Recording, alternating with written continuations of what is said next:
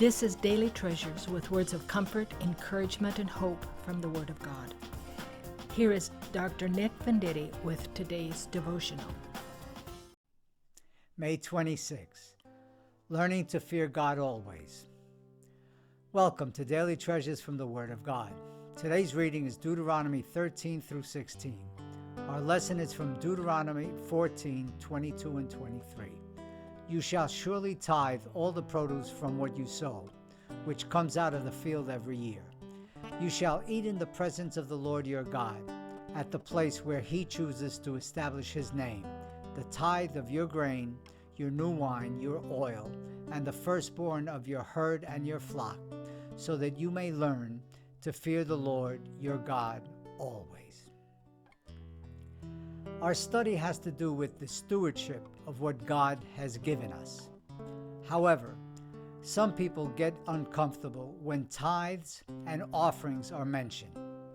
Let's look at three principles from our text. First, the people were to tithe from their resources. Today we live in a more urbanized society, so perhaps you do not raise cattle or wheat, but that does not exempt us from tithing.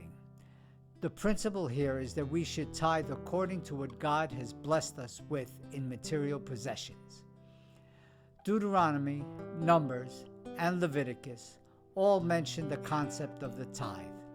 The tithe was used to support the Levites, who did not receive a part of the inheritance of the land. They were the priests, that is, those who served in the tabernacle and later in the temple. In addition, some of the money was to go to the widows and foreigners in need. The tithe had a practical and designated function. Second, the people were to bring their tithes to a specific place. According to our passage, they were to bring it to a place in which resided the presence of God. Depending on the biblical time in history, it was either the temple or the tabernacle. The significant matter is that the tithe was to be given by the people, and the Levites were to be stewards of that tithe. Last, the people were to learn to fear the Lord by tithing. This is what is most interesting in our passage. By tithing, believers are submitting to the biblical mandate to fear the Lord. By fearing the Lord, they are honoring him and in that way proving their devotion and love. The point to learn is that the fear of God goes well beyond just talk. It means that our actions are to line up with what we say. In other words, actions speak louder than words.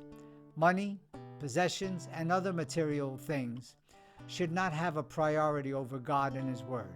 In summary, Israel was to tithe from her resources, Israel was to bring the tithe to a specific place, and Israel was to learn to fear the Lord by tithing. Submission and obedience to the Lord shows others our true fear and respect for the Lord. It has been a pleasure to share with you daily treasures from the Word of God. Tomorrow's Bible reading is Deuteronomy chapter 17 through 20.